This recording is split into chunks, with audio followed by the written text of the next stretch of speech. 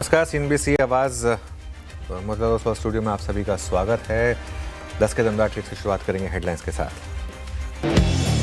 Banking शेयरों के दम पर बाजार में रौनक। निफ्टी 60 पॉइंट की बढ़त के साथ 26,950 के पार। बैंक निफ्टी में शानदार ऑल टाइम हाई। पहली बार इंडेक्स 59,000 के करीब। मिड कैप इंडेक्स भी ऑल टाइम हाई पर। आज के स्पॉटलाइट ChatGPT बिग स्टॉक्स पड़े सटीक। यूएसएफडीए से राहत के बाद ल्यूपिन का शेयर मजबूत। वहीं दूसरी तिमाही में कमजोर नतीजों से ग्लेनमार्क फार्मा में नरमी कायम। साथ ही स्पॉटलाइट शेयर मजगांव डाक में मजबूती कायम। उधर ChatGPT, एंजल वन, आईटीसी और औरों में भी तेजी कायम। पीएसयू बैंकों में सबसे ज्यादा तेजी। इंडेक्स की करीब 1.5% मजबूती, ऑल टाइम हाई पर। 3% ज्यादा चला सेंट्रल बैंक। साथ ही रियल्टी, एनर्जी और प्राइवेट बैंकों में भी अच्छी खरीदारी। दूसरी तिमाही में कमजोर नतीजों से टूटा टाटा मोटर्स पीवी।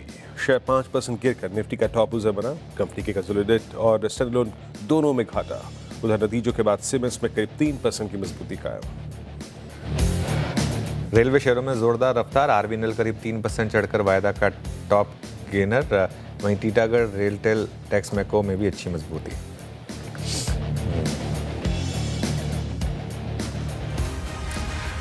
ओके, चलिए एक बार जरा दो इंडेक्स देखिए, बैंक निफ्टी और पहले आपको बता देते हैं कि 10 के दमदार ट्रेड्स में क्रम क्या रहेगा। वीडियो में रहेंगे आपके साथ मानस जायसवाल और राजेश सातपुते, पिछले शो से हमारे साथ बने हुए हैं। साथ ही अमित सेठ और सोमल मेहता भी अपने टॉप ट्रेड्स बताएंगे। लॉन्ग टर्म व्यू के लिए हेक्सागन पार्टनर्स एलएलपी के डायरेक्टर तुषार प्रधान होंगे और जेएम फाइनेंशियल सर्विसेज के head of research Rahul Sharma से बातचीत होगी। साथ ही आशीष से जानेंगे कि इंश्योरेंस कंपनीज पर बाजार की नज़र क्यों रहेगी। लेकिन इससे पहले एक नज़र मार्केट पर, जैसा मैं कह रहा था, एक बार जरा आप बैंक निफ्टी रखिएगा और एक बार मिड कैप इंडेक्स रखिएगा। दोनों इंडेक्स इस समय आप देखें ऑल टाइम हाई पर। बैंक निफ्टी 59,000 के काफ़ी करीब, जो आज हमारा पहला टारगेट था बैंक निफ्टी पर। मिड कैप इंडेक्स ये भी इस समय शानदार मजबूती में करीब 2.5% ऊपर। ये जो नीचे न्यूज़ आ रही है ये काफ़ी इंपॉर्टेंट है। यूएस से भारत HPBP IOC अब LPG गैस सोर्स करने वाले हैं। खुद ऑयल मिनिस्टर हरदीप सिंह पुरी जी ने ये एक्स पर जानकारी दी है। इसका मतलब क्या है? इसका मतलब ये है कि एक तरफ तो हमने शायद रशियन ऑयल थोड़ा कम किया है परचेज़ करना, दूसरी तरफ हम ऑयल एंड गैस में यूएस के साथ एक सॉर्ट ऑफ बीरो डील कर रहे हैं। ये इम्पॉर्टेंट है क्योंकि ये कहीं ना कहीं आपको हिंट दे रही है कि अब हम काफ़ी करीब हैं उस चीज़ के, वरना टैरिफ हटने के या फिर उस डील के काफ़ी करीब हैं। क्योंकि ये सब चीज़ें आई थिंक कई बार ऐसा होता है कि आप कुछ एक्शन आप करें, कुछ एक्शन सामने से आए। तो एक तरफ हमने रशिया का कम किया परचेज, दूसरी तरफ यूएस से LPG लेंगे। तो ये कहीं ना कहीं मुझे लग रहा है कि मार्केट के लिए इंक्रीमेंटली एक पॉजिटिव खबर होगी। ये बैलेंसिंग एक्ट अनुज यकीनन बाजार के फेवर में होगा। बिल्कुल 100% बाजार के फेवर में होगा। ऑयल मार्केटिंग कंपनीज के लिए तो खैर इसमें मतलब मेरे को लगता नहीं कुछ बहुत ज़्यादा होगा, न्यूट्रल ही रहेगा। लेकिन ऑब्वियसली अगर मार्केट चलेगा तो वो भी चलेंगे। लेकिन ये इंपॉर्टेंट है एक in terms of statement, intent के हिसाब से इंपॉर्टेंट है कि हम शायद कहीं ना कहीं वन स्टेप फॉरवर्ड माना जाएगा इसको उस ट्रेड डील की तरफ। जी हाँ, बहुत ही सकारात्मक। जैसे कि अनुज ने कहा कि यहाँ पे इस खबर के मायने अगर आप समझें तो शायद बाजार या फिर जो सेंस कर रहा है कि हम ट्रेड डील की तरफ धीरे धीरे कदम बढ़ा रहे हैं। खैर, आपने बाजार की छोटी सी समरी अनुज से समझी भी, और अब एक काम करता हूँ, जो क्रम है कार्यक्रम का उसके अनुसार आप ट्रेड्स लेने शुरू करते हैं। मानस जी, राजेश जी पिछले कार्यक्रम से इस कार्यक्रम में भी होंगे, और बाकी अमित जी और सोमिल मेहता फ्रेश पर्सपेक्टिव लेके जुड़े हैं। आप सभी को नमस्कार। Somil, good morning. आपके दो ट्रेड्स इस वक्त के। Good morning Veeru, good morning to everyone. मेरे दो ट्रेड्स हैं, एक बैंकिंग साइड से है और दूसरा ऑटो साइड से। बैंकिंग साइड बहुत ही अच्छा लग रहा है, ऑलरेडी एक अप ट्रेंड में है। इंडियन बैंक मैंने चूज किया है। बहुत ही बढ़िया रैली है in the medium term outlook. In the short term में एक ट्रायंगल पैटर्न बना है जो आज के दिन में टूटा है ऊपर की तरफ। मुझे लगता है कि और भी ऊपर बहुत ही अच्छे लेवल्स देखने मिलेंगे। स्टॉप लॉस रहेगा 860 का और टारगेट होगा 930 का। दूसरा स्टॉक मैंने चुना है बजाज ऑटो। बजाज ऑटो में बेसिकली एक रिवर्सल मैं देख रहा हूँ। 200 डेली मूविंग एवरेज के आसपास जो कंसोलिडेशन हमने देखा है in the last couple of months, मुझे लगता है इस बार ये ऊपर की तरफ टूटेगा। क्रूशियल सपोर्ट अराउंड 8,700 के आसपास है, जो एक मीडियम टर्म का सपोर्ट है। लेकिन इन द शॉर्ट टर्म जो स्टॉप लॉस रहेगा वो 8,850 पे रखेंगे। टारगेट रहेगा 9200 का। इनफैक्ट ये और भी ऊपर जा सकता है, तो ट्रेल करके चलिएगा इसको। ओके, चलिए अब अमित सेठ के पास चलते हैं। Amit ji good morning. अमित जी बताइए आपकी दो ट्रेड्स क्या रहेंगी इस समय की? जी good morning Anuj ji, good morning Virendra ji and everybody on the panel. Anuj ji, मेरा पहला ट्रेड रहेगा बीपीसीएल। बीपीसीएल एक कंटिन्यूअस अपट्रेंड में रहा है। रिसेंटली हमने पिछले 2-3 दिनों में यहाँ एक पुल बैक देखा है जो ऑलमोस्ट 10 EMA से बाउंस कर रहा है। आज का कैंडलस्टिक पैटर्न काफी शानदार है, इसे बाय करें। 374 का स्टॉप लॉस रहेगा और टारगेट्स लगभग हमारे यहाँ पे रहेंगे 390 रुपीज के, 390। दूसरा स्टॉक जो मुझे पसंद आ रहा है वो प्राइवेट सेक्टर बैंक से कोटक महिंद्रा बैंक है। रैशनल ये भी है कि एक अच्छे जोन से ये रिवर्सल दिखा रहा है। मूविंग एवरेजेस का यहाँ पे सपोर्ट है लगभग 50 डेमा, 50, 20 और 10 को आज इसने क्रॉस किया है और ऑलमोस्ट एक फॉलिंग चैनल का भी यहाँ पे ब्रेकआउट है। तो अच्छे जोन में मिल रहा है, इसे बाय करें। 2090 का स्टॉप लॉस रहेगा और टारगेट्स हमारे रहेंगे 2160 के। ओके, कोटक महिंद्रा बैंक 2117 पे ये बाय करोगे। मानस आपके दो ट्रेड्स क्या रहेंगे? तो देखिए, एक तो बंधन बैंक पे खरीदारी करनी है। अगर आप चार्ट देखें तो इंटरडे चार्ट पे हाई टॉप्स हायर बॉटम्स का कंफर्मेशन मिला है, 10 डे मूविंग एवरेज के ऊपर निकला है। तो माफ करिएगा, बंधन बैंक में खरीदारी करेंगे। 155 रुपए का स्टॉप लॉस लगाएंगे। 162 रुपए 50 पैसे, 162.5 के टारगेट रहेंगे बंधन बैंक के लिए। यूपीएल में भी खरीदारी करनी है। अगर आप देखें तो यहाँ पर कंसोलिडेशन के बाद एक फ्रेश ब्रेकआउट स्टॉक ने दिया है चार्ट्स पे। तो यूपीएल में 759 के स्टॉप लॉस से खरीदारी करनी है। 790 रुपए तक के टारगेट्स पॉसिबल है। ओके, यूपीएल में 768 पे आपका बाय कॉल है। यूपीएल वाकई केमिकल बास्केट में सबसे स्ट्रॉन्गेस्ट स्क्रिप, जिसका प्लेसमेंट आप सुबह हम बात भी कर रहे थे। राजेश सतपुते जी आपके दो ट्रेड्स करेंगे। वीरेंद्र जी देखिए, सुबह मैंने मैरिको दिया था। मैरिको के बाद अगर मुझे कोई चार्टिकली अच्छा लगता है that is Dabur in this sector. Dabur में बहुत अच्छी स्ट्रेंथ है। 525 को ये मैंने रिस्पेक्ट करा है, तो 522 के स्टॉप लॉस के साथ डाबर बाय करे। मेरे हिसाब से यहाँ पे एक रैली बाकी है जो करीबन 545 टू 550 तक जाएगी, तो डाबर ये नेक्स्ट पिक रहेगा। एडिंग टू दैट, जैसे कोटक देखा वैसे ही एक्सिस बैंक जो सुबह भी मुझे लगता है मानस जी ने इसको कवर किया था, बहुत अच्छा चार्ट है, बहुत अच्छा पैटर्न है। इसका जो टारगेट है वो 1280, 1280, 1285 का होगा। स्टॉप लॉस मेंटेन करें 1240 का। ओके, एक्सिस बैंक ट्रेड्स पूरे हो गए यहाँ पे। कुछ देर में हम बिग मार्केट वॉइसेस की कड़ी में जो चर्चा है आज की वो शुरू करेंगे, लेकिन मैं एक दो चीज़ें यहाँ पे मार्क कर देता हूँ। अभी हम एक खबर पढ़ रहे थे यूएस के साथ टाई अप, और उसके बाद ऑयल सप्लाईज को लेकर look at BPCL at I think 379.95, 380 के प्राइस को स्ट्राइक करता हुआ ये पहले ही याद रखिएगा अपने शिखर पर, अपने करियर, अपनी ज़िंदगी के सबसे हायर लेवल पर ट्रेड कर रहा था। अब एक मूव आता हुआ बीपीसीएल, आईओसी सारे के सारे डी हाई की तरफ प्रोसीड करते हुए। अमित जी आपकी स्कैनिंग क्या कह रही है ऑयल गैस बास्केट की इस वक्त? जी वीरेंद्र जी, इनफैक्ट अभी 10 बजे के शो में मैंने बीपीसीएल में बाय कॉल दिया है 378 के लेवल्स पे for a target of 390, stop loss 370 और ओवरऑल ये तीनों स्टॉक्स और पूरा सेक्टर काफी ट्रैक्शन में है। इनफैक्ट 2-3 दिनों का पॉज था और अब सब स्टॉक्स में हम 10 डेमा से एक स्ट्रॉन्ग रिवर्सल देख रहे हैं, तो ओवरऑल पोजिशनली भी ये काफी अच्छा सेक्टर लग रहा है, तो यहाँ पे जरूर पोजिशंस बनानी चाहिए। ओके, चलिए यहाँ पे पोजीशंस बनाने की आपको ज़रूरत रहेगी। पीपीसीएल में शानदार मोमेंटम इस समय, ओएमसीज में। अब हमारे साथ लॉन्ग टर्म चर्चा करने के लिए हेक्सागन पार्टनर्स एलएलपी के डायरेक्टर तुषार प्रधान जुड़े हैं। Tushar ji good morning. Earning season खत्म हुआ फ्राइडे को, आपके हिसाब से कुछ ग्रीन शूट्स हैं क्या इकोनॉमी में? कुछ अर्निंग सीजन कह रहा है क्या कि यहाँ से मार्केट पॉजिटिव हो सकता है? क्योंकि हम ऑल टाइम हाई के काफ़ी करीब हैं और बैंक निफ्टी और मिड कैप में तो हम ऑल टाइम हाई लगा भी चुके हैं। नहीं, ये तो अभी 2-3 महीने से ये सिग्नल्स हमको आ रही हैं कि जो पिछला फाइनेंशियल ईयर था और जो पहला हाफ था, जहाँ पे काफ़ी प्रेशर था अर्निंग्स पे और वैल्यूएशंस, जैसा कि आप जानते हैं जनवरी में हमने डिसाइड कर लिया था कि ऑल टाइम हाई मल्टीपल्स पे ट्रेड हो रहा है।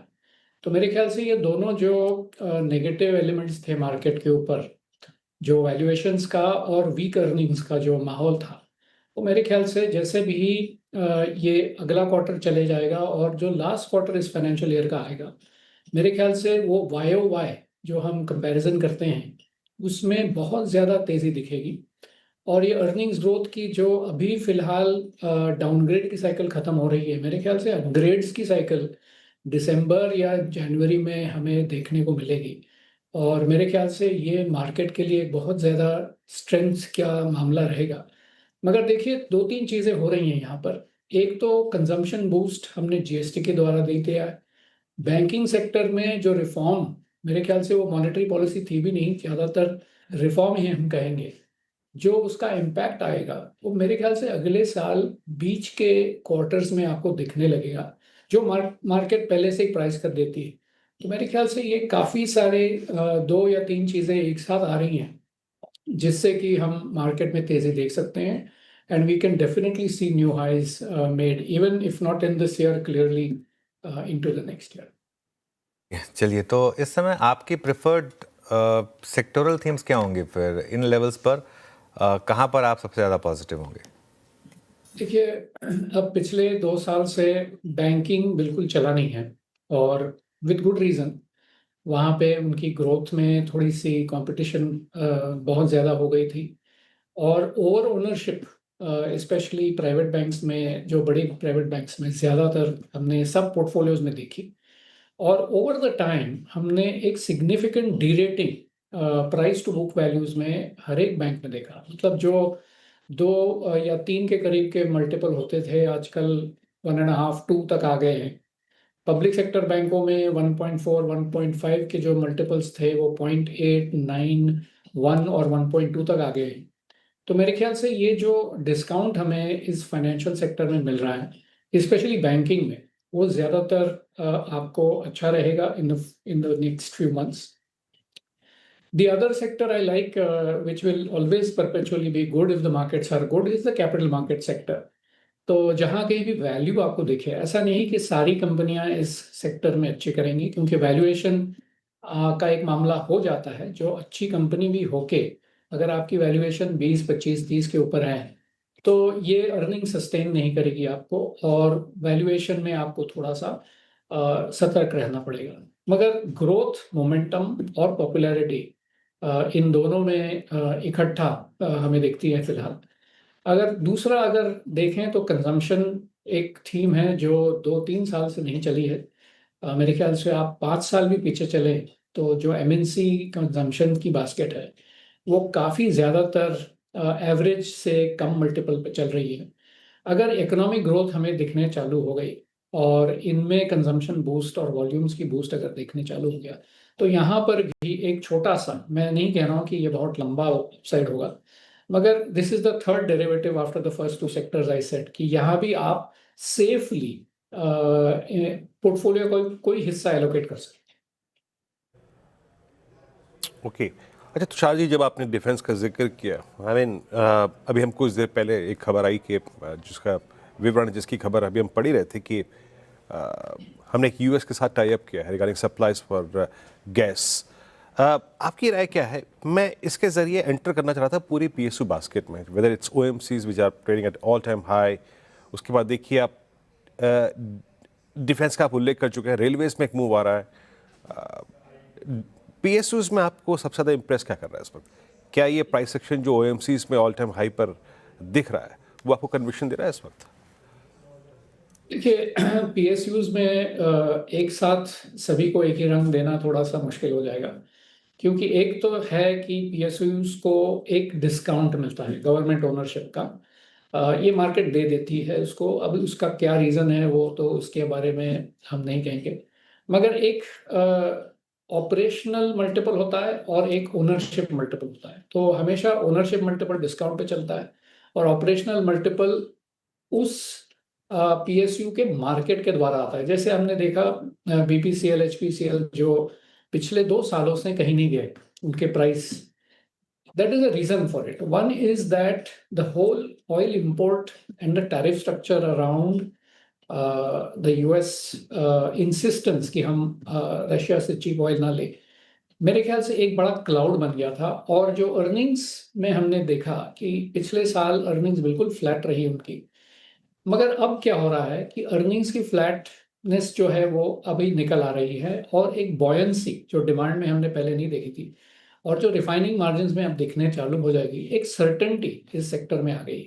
तो मेरे ख्याल से ये अपने सेक्टर से अलग ऐसा कुछ नहीं हो रहा है, एक परफेक्टली सेक्टर ओरिएंटेशन है, इसका पीएसयू से कोई मतलब नहीं।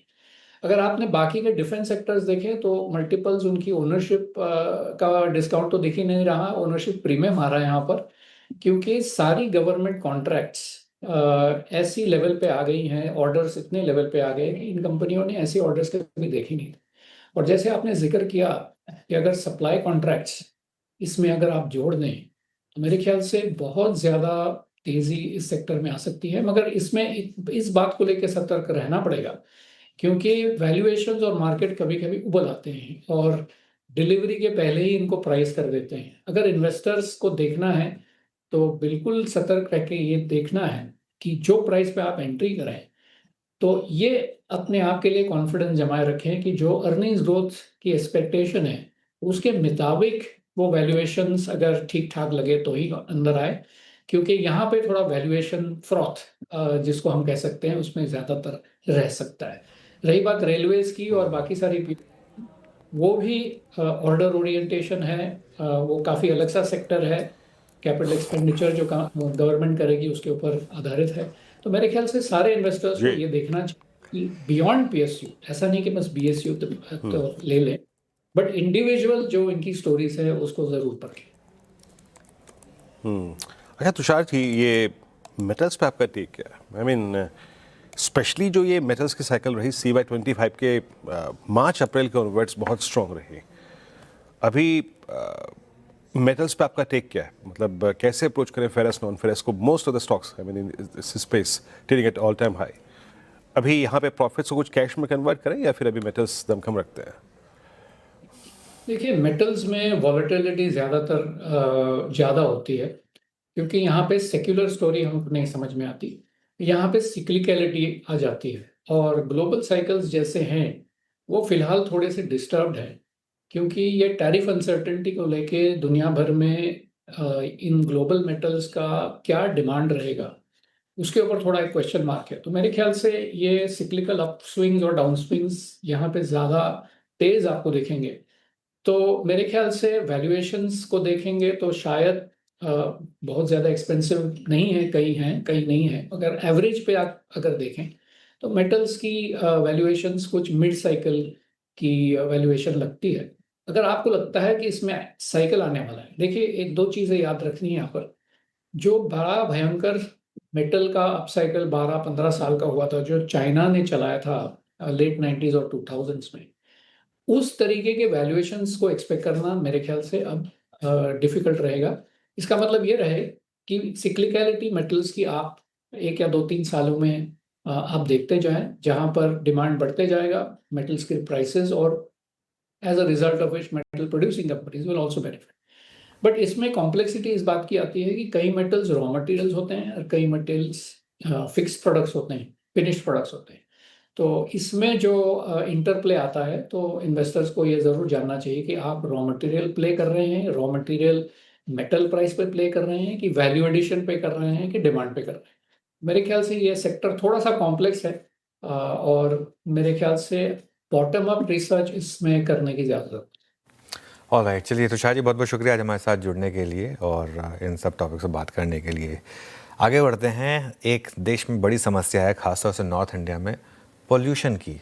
और अब पोल्यूशन क्या स्वास्थ्य के साथ साथ आपकी जेब पर भी भारी पड़ सकता है?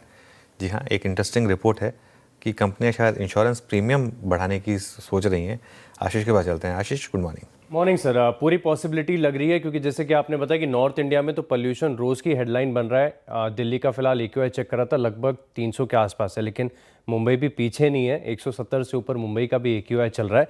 और ऐसे में अगर आप देखें तो देश भर में जो पॉल्यूशन रिलेटेड क्लेम्स हैं, इनमें आपको बढ़त देखने को मिली है, और ये बढ़त बड़ी सिग्निफिकेंट है। अगर आप 2025 इस साल में प्रीवियस ईयर के कंपैरेटिव देखें तो ऑलमोस्ट 14% जो है ऐसे क्लेम ज़्यादा आपको देखने को मिले। और दरअसल अगर आप देखें तो जो पॉलिसी बाज़ार का डेटा है वो ये भी बता रहा है कि इनसे जो बीमारियां हैं, जैसे मिसाल के तौर पर जो ब्रीदिंग इश्यूज़ होती हैं या कार्डियक प्रॉब्लम्स हैं, इनके जो इलाज का खर्च है इसमें भी बढ़त देखने को मिली है। जो ब्रीदिंग इश्यूज़ हैं, श्वास से जुड़ी हुई बीमारियां हैं, इनकी जो खर्च है इसमें तकरीबन 11%, और कार्डियक में करीब 6% की बढ़त आपको पिछले साल के मुकाबले देखने को मिली है।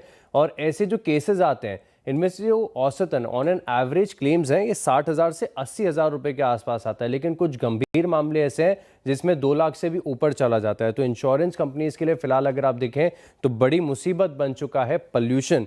और ख़ासतौर पर अगर आप देखें तो जो 14 साल से कम यानी बच्चे या फिर बुजुर्ग जो हैं 60 साल से ऊपर, इनमें ये मामले काफ़ी ज़्यादा पाए जा रहे हैं। और क्लेम जो प्रदूषण से जुड़े हैं इनका अगर आप टोटल आकलन करके देखें तो टोटल क्लेम्स हैं इसमें ऑलमोस्ट 8% के आसपास का योगदान आता है। तो पूरी पॉसिबिलिटी बन रही है कि ऐसे में जो हेल्थ इंश्योरेंस प्रीमियम है इस चीज़ को फैक्टर करें और प्रीमियम थोड़े से बढ़ते हुए नजर आ सकते हैं, खासतौर पर उन सिटीज़ में जहां पर ये जो AQI काफ़ी ज़्यादा देखने को मिल रहा है। तो इसी के चलते जितनी भी इंश्योरेंस कंपनीज हैं, खासतौर पर हेल्थ इंश्योरेंस कंपनीज, सबको रडार पर रखना चाहिए। बिल्कुल, सबको रडार पर रखना चाहिए। और शायद आपको ग्राफिक देखकर एक्चुअली समझ में नहीं आया हो कि असली स्टोरी क्या है। तो वो जो पॉल्यूशन जो है उसको लेकर प्रीमियम बढ़ाने की बात हो रही है, वो शायद आपसे मिस हो गया हो। खैर आशीष, शुक्रिया ये जानकारी रखने के लिए। अब हमारे साथ JM फाइनेंशियल सर्विसेज के डायरेक्टर और head of research Rahul Sharma जुड़े हैं, उनसे बात करते हैं। Rahul ji, good morning. राहुल जी बताइए, मार्केट अब ऑल टाइम हाई के, किसे कहते हैं ना, इतने दूर इतने पास, क्या करें यहाँ पर? बैंक निफ्टी में तो लग गया ऑल टाइम हाई। जी हाँ, देखिए मनोज जी, 26,000 का रेजिस्टेंस है निफ्टी के लिए। 26,000 पे कॉल राइटर सबसे बड़ा मौजूद है इस सीरीज में। और आज जो ब्रेकआउट है, आई थिंक फोकस बैंक्स पे करना चाहिए। निफ्टी शायद यहाँ पर टाइम स्पेंड करे, क्योंकि कहीं ना कहीं FI का जो शॉर्ट पोजीशन है निफ्टी इंडेक्स में अभी भी बना हुआ है। रिटेल, प्रोप्राइटरी ट्रेडर्स, ये सारे लॉन्ग है मार्केट में। तो कहीं ना कहीं आई थिंक कोई मार्केट ट्रिगर का वेट कर रहा है निफ्टी में ब्रेकआउट आने के लिए। लेकिन क्योंकि ब्रेकआउट बैंक निफ्टी में हो चुका है, मेरे हिसाब से बैंक निफ्टी में फोकस किया जा सकता है। बैंक निफ्टी में मुझे लगता है कि 60,000 का जो है एक मैजिकल आंकड़ा है, आपको बहुत जल्द देखने को मिलेगा। और इंडिविजुअल जो स्ट्रेंथ है, एक एक करके अभी प्राइवेट बैंक्स में भी पिकअप होना शुरू हो रही है। हमने देखा कि PSU बैंक्स ने डोमिनेट किया, ये पूरा जो पिछला महीने भर का टाइम फ्रेम था इसमें PSU बैंक्स ने परफॉर्म किया। अब हमें लगता है कि प्राइवेट बैंक पे फोकस किया जा सकता है। तो सबसे अच्छा सेटअप हमें इंडसइंड बैंक में यहाँ पर समझ में आ रहा है। एज अ डिस्क्लेमर, हमने हमारे क्लाइंट्स को रेकमेंड किया हुआ है। पोजिशनली हमें लगता है कि 925 तक के टारगेट्स इंडसइंड बैंक में देखने को मिल सकते हैं। 822 रुपए के स्टॉप लॉस से आप इसमें लॉन्ग पोजीशन बनाकर चल सकते हैं। दूसरा जो स्टॉक प्राइवेट बैंकिंग स्पेस से जो एक तरह से वीकनेस से वापस स्ट्रेंथ की तरफ टिल्ट होता हुआ दिख रहा है, वो है ICICI बैंक। 1380 के आसपास रिस्क रिवॉर्ड फ्रेश लॉन्ग्स के लिए फेवरेबल है। 1360 का स्टॉप लॉस लगा है। और ओवरऑल बैंक्स में जो तेजी है, मुझे लगता है कि ICICI बैंक में भी देखने को मिलेगी। और 1440 1450 तक के टारगेट्स ICICI बैंक में बन सकते हैं। तो हमारे जो टॉप 2 पिक्स है बैंक्स में से ही है, क्योंकि मोमेंटम यहाँ पर है। और बैंक निफ्टी ने जो ब्रेकआउट दिया, आई थिंक यहाँ पर फास्ट मूव देखने को मिल सकते हैं शॉर्ट टर्म में। ओके राहुल जी, एक दो बास्केट और जो आज बहुत स्ट्रेंथ दिखा रहे हैं। आई मीन बैंक्स को तो खैर आपने कहा, उसका उल्लेख कर ही दिया। OMCs को देखिए आप, नो डाउट न्यूज़ फ्लो इसका इम्पैक्ट डाल रहा है, लेकिन टेक्निकल सेटअप भी बहुत शानदार था पहले। अभी OMCs में क्या क्या चीज कर रहे हैं आप? जी हाँ, बिल्कुल। ONC में भी काफी मजबूत सेटअप रहा है। ओवरऑल नवंबर सीरीज जब से शुरू हुई है, BPCL हो, हिंद पेट्रो हो, IOC हो, और आई थिंक अभी तक ऐसे कुछ खास ओवरबॉट नहीं, इनफैक्ट मोमेंटम जोन में है। तो IOC का खास करके सेटअप देखें तो लगता है कि अगला पड़ाव 180 तक का है। तो यहाँ पर 180 के टारगेट्स के लिए खरीदारी की जा सकती है। जहां तक BPCL का सवाल है, यहाँ पर भी काफी सिमिलर सेटअप है। तकरीबन 395 400 तक के टारगेट्स यहाँ पर भी आते हुए लगते हैं। तो ये मोमेंटम प्ले है प्योर। एक दो सेशन में मुझे लगता है कि फास्ट मूव यहाँ पर आता हुआ दिख सकता है, लेकिन जो बड़ा 80% मूव है आई थिंक यहाँ पर OMCs में हो चुका है। तो purely as a trading perspective IOC और BPCL में लॉन्ग साइड में ध्यान दिया जा सकता है। टाइट स्टॉप लॉस रखे, आज के जो डे लोज रजिस्टर हुए इनके स्टॉप लॉस रखे, और मुझे लगता है कि मोमेंटम में ट्रेलिंग स्टॉप लॉस के साथ इनमें पार्टिसिपेट करके चला जा सकता है। ओके, अच्छा चलिए ठीक है। तो बात होगी ऑयल मार्केटिंग कंपनीज की। राहुल जी, आपके रेडार पर कौन से स्टॉक्स आ रहे हैं चार्ट पे जो आपको इस समय लग रहा है कि ब्रेकआउट या ब्रेकडाउन के करीब हैं? ये देखिए, अदानी ग्रुप ऑफ स्टॉक्स में हमने देखा कि काफी अच्छा वॉल्यूम बेस्ड रिवर्सल देखने को मिला है, चाहे वो अदानी एंटरप्राइजेज हो, अदानी पोर्ट्स हो। इनफैक्ट अदानी ग्रीन में हमें खास करके यहाँ पर सेटअप काफी बढ़िया लगता है, क्योंकि रिस्क रिवॉर्ड यहाँ पर फेवरेबल है। अपने 20 दिन के मूविंग एवरेज के पास ट्रेड कर रहा है। और मुझे लगता है कि पोजिशनली आपको तकरीबन 1160 से लेके 1200 तक के टारगेट्स अदानी ग्रीन में देखने को मिल सकते हैं। तो 1020 के स्टॉप लॉस से बाई किया जा सकता है अदानी ग्रीन। और डिलीवरी पर्सपेक्टिव से आने वाले एक महीने में मुझे लगता है कि 15% तक की अपसाइड आपको तकरीबन अदानी ग्रीन में देखने को मिल सकती है। दूसरा जो सेटअप मुझे फाइनेंशियल स्पेस से काफी बढ़िया लगता है वो है मन्नपुरम फाइनेंस। मन्नपुरम फाइनेंस में फ्राइडे को जबरदस्त वॉल्यूम्स थी, स्टॉक ने वीकली बेसिस पर मजबूत क्लोज दिया और साथ में जो टेक्निकल इंडिकेटर्स है वो इंडिकेट कर रहे हैं कि 300 का टारगेट मन्नपुरम फाइनेंस में पूरी तरह देखने को मिल सकता है। बैंक स्ट्रांग है, फाइनेंशियल्स में भी हमें लगता है कि आउट परफॉर्मेंस बनी रहेगी, तो मन्नपुरम फाइनेंस में फोकस किया जा सकता है लॉन्ग साइड के लिए। 274 का स्टॉप लॉस रहेगा लॉन्ग पोजीशंस में। अच्छा, एक दो इंडिविजुअल केसेस पे अगर मैं राहुल जी आपसे बात करूं, वाइट गुड सेगमेंट में और ईएमएस सेगमेंट में सब्सटेंशियल प्राइस डैमेजेस थे, शॉर्टिंग हुई थी काफ़ी, बट वोल्टास के नंबर्स के बाद जो कि इटसेल्फ अगर आप देखें काफ़ी ख़राब थे, एक रिवर्सल देखने को मिल रहा है इस स्पेस में। Just for a technical point of view और a pull back point of view, इस स्पेस पे आपकी राय क्या है? जी हाँ, बिल्कुल। वोल्टास का सेटअप अगर जूम आउट करके आप देखेंगे तो वीकली और मंथली चार्ट्स पर यहाँ पर धीरे धीरे हायर लोस का सिलसिला बना हुआ है और एवरी क्वार्टर, खास करके पिछले 2 क्वार्टर से यहाँ पर जो सेटअप है वो धीरे धीरे मजबूत हुआ है। अब लास्ट 2 दिन का अगर हम डेटा देखें तो वॉल्यूम्स और प्राइस एक्शन दोनों पॉजिटिव है, तो in the very short term मुझे लगता है कि 1460 तक के टारगेट्स वोल्टास में देखने को मिल सकते हैं। लेकिन अगर आप डिलीवरी इन्वेस्टर है तो मेरे हिसाब से जैसे इसमें 1480 का लेवल निकलता है तो बड़ा अपसाइड, यानी कि तकरीबन 1600 रुपए तक के भी टारगेट्स देखने को मिल सकते हैं। तो अगर आपका 6 महीने की अवधि का व्यू है तो यहाँ पर बायस और व्यू दोनों पॉजिटिव है, और शॉर्ट टर्म के लिए खास करके 1460 का टारगेट हमें लगता है कि वोल्टास में आपको अगले 4 से 5 सेशन में देखने को मिल सकता है। ऑल राइट, चलिए बहुत बहुत शुक्रिया आज हमारे साथ जुड़ने के लिए Rahul ji, and all the best आपको।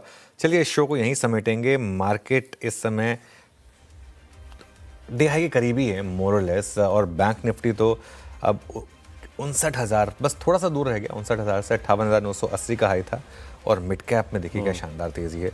तो वीरू और मैं आपसे अब विदा लेंगे अभी के लिए, और इस ब्रेक के बाद श्रेय आपके लिए लेकर आएंगे ट्रेडर्स हॉटलाइन।